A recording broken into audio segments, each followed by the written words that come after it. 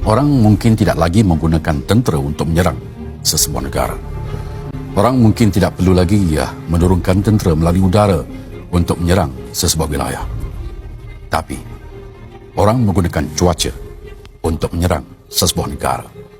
Meranapkan segala fasiliti, meranapkan segala makhluk yang berada di situ, dan yang paling istimewanya, menyerang sesebuah negara menggunakan senjata, dan pasti orang akan mengatakan bahawa ia adalah kerana sifat semula jadi alam.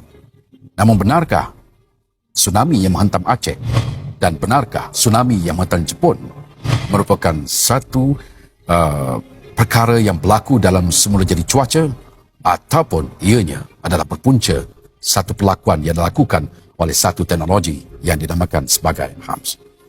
HAARP yang seperti yang telah pun kita katakan tadi merupakan satu projek rahsia yang digunakan oleh tentera udara Amerika Syarikat, tentera laut Amerika Syarikat dan beberapa buah universiti di Amerika dan letaknya di Alaska. Dan salah satunya merupakan salah satu daripada senjata paling canggih yang digunakan oleh manusia pada hari ini, dan juga merupakan salah satu teknologi yang dikaitkan dengan Dajjal Al-Masih. Dajjal yang sebenar belum keluar, tapi kejahatan yang berlaku pada hari ini adalah petunjuk ajaran yang dilakukan oleh Dajjal dengan kelompok pemuja Dajjal. HAARP bermaksud High Frequency Active Auroral Research Program. HARP, HAARP memanfaatkan lapisan ke-6, iaitu ionosfera, dengan menembak gelombang elektromagnetik tertentu ke ionosfera, maka ia melahirkan suatu perubahan di lapisan ionosfera itu. Perubahan itu akhirnya berpatah balik ke muka bumi dengan menggunakan teknologi, kemudian kesannya boleh mengubah cuaca. Wah, ini menakutkan. Boleh mengubah cuaca. Sebab itu, ketika HARP diwujudkan, termasuk di Alaska yang Tuan Haji sebutkan tadi, ada kebimbangan dari pihak saintis, dan di tahap malah European Union menimbulkan rasa bimbang. Kebimbangan itu disebabkan mereka merasakan ia boleh disalahgunakan. Jadi sudah pasti Amerika menafikan. Ya. Amerika menafikan bahawa disalahgunakan. Mereka hanya mengatakan ia digunakan untuk mengkaji cuaca dan dia juga digunakan untuk memudahkan sistem komunikasi. Ya. That's all, kata Amerika. Tetapi bahagian penyiaran Kanada, CBC, History Channel dan European Union mengatakan tidak, there is something sinister about this. Ada benda yang tak kena tentang ini. Cuaca ini menjadi senjata. Negara itu I benci. I ubah cuaca berkaitan negara itu hingga lahirlah mungkin gempa bumi yang tak pernah berlaku untuk menghancurkan negara yang I benci itu. Ya. Mungkinkah itu boleh berlaku? Sistem HARP menunjukkan ia boleh berlaku seperti itu. Dan ini nak kita kaitkan dengan hadis Imam Muslim berkaitan Dajjal.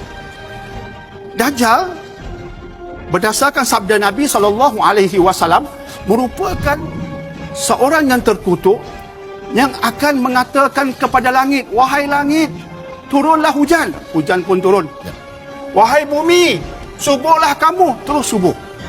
Sehingga ada ulama mengatakan, buat kerja seperti kerja Tuhan. Buat kerja seperti kerja Tuhan. Mengarahkan langit. Langit ikut saja perintah Dajjal dengan menurunkan hujan. Tapi hari ini kita sudah boleh memahami bahawa sabda itu ada sesuatu yang tersirat di sebaliknya. Ya. Sebagaimana yang pernah ditulis oleh seorang tokoh dari Austria yang memeluk Islam. Nama Islamnya Muhammad Asad. Muhammad Asad ini pernah bertemu ulama, pergi ke Mekah, Saudi Arabia, berbincang dengan ulama, kemudian menghasilkan beberapa buah buku.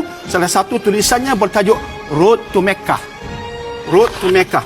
Dan dia mengatakan dalam buku itu, Dajjal ini merupakan satu makhluk perosak yang dilaknati Allah yang menguasai teknologi.